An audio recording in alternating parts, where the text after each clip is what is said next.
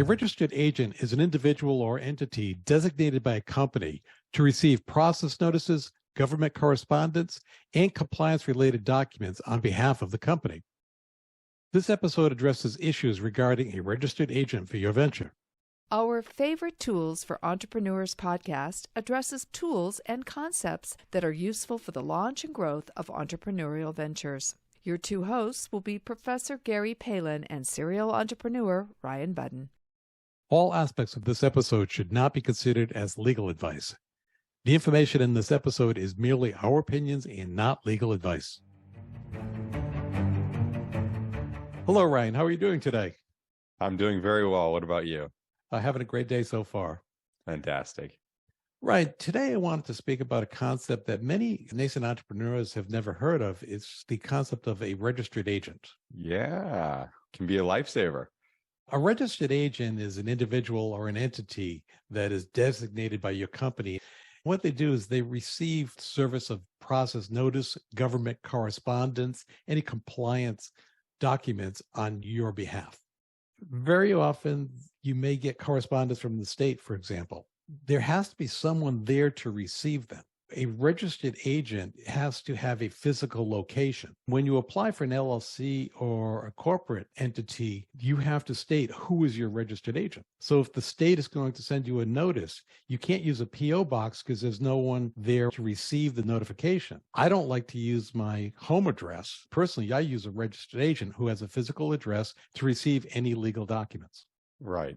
The other alternative is if you had a storefront of some kind, you could use that address. But yeah, if you're falling back on your home address, you got to understand that becomes public information. So your name and address is searchable.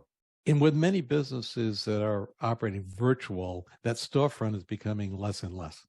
Right. That's exactly right. Now, another alternative, instead of yourself or a company that is a registered agent, you can also use your lawyer as your registered agent. And that happens very often also. Mm-hmm. Personally, I use a registered agent mainly because of the fee structure. It tends to be less funds directly related to just receiving legal documents. And plus, that's what they do every day, all day long. Like, for example, my annual report, in all honesty, I always forget to do it. The registered agent does that for me and then bills me, and they pay the fees and then bills me. And it's not an onerous fee. Yeah.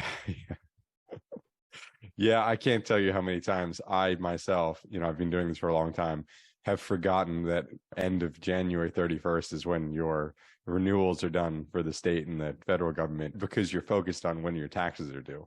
I do it all the time. There's just so many moving parts that I tend to forget those issues, especially if it's an annual activity. Exactly. We should be very clear that this is not legal advice. We're just providing information on the use of a registered agent. And a registered agent can be yourself, can be a company that's their business, or you'll see people, they'll use their attorney as their registered agent. All are legitimate, but you want to understand when you're making the decision, there's ramifications for each of those. Yeah, that's exactly right. It can lead to huge pitfalls. If you do forget certain filings, your business then changes standings with the federal or state government. And that can be an enormously big headache to fix. Yeah, or God forbid that you're sued. Well, you want to know you're being sued. If your registered agent is not physically there to be served, there's a problem for you, and it could be a major problem down the road. Yeah, thank goodness never had to receive lawsuit papers, but that's right.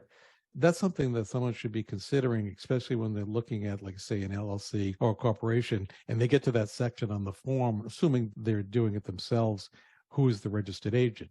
Now, typically, if you have an attorney do that for you, very often they will put themselves down as the registered agent, and that's fine too. Exactly. We have forgotten one other place that you can put as your address, which is some sort of office or workplace. That's correct. It has to be a physical location. But to receive the papers, someone from that registered agent has to be there to receive them. You're right. So if you use, like, say, for example, one of the, like a UPS address, people working there are not part of the registered agent and they cannot accept those documents. Yeah, I don't even think a PO box is allowed to enter that as an information, are you? No, you're not, but they have a physical address you can use, but it's considered a box. That makes a lot of sense. That would be the knee-jerk reaction. Let's just put that address.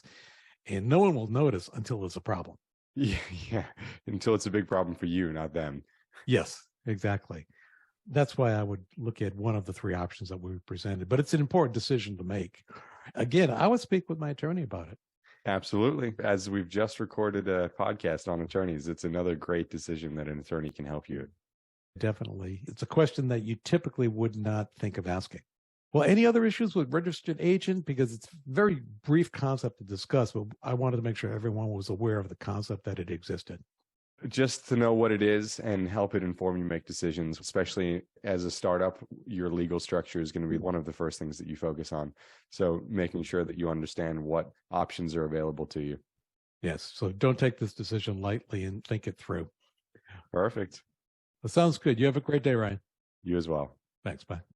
Thanks for listening to our Favorite Tools for Entrepreneurs podcast.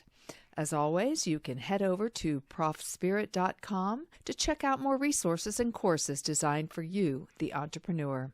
Please follow us on Spotify, Apple Podcasts, YouTube, and others to get the most up-to-date information as it is released.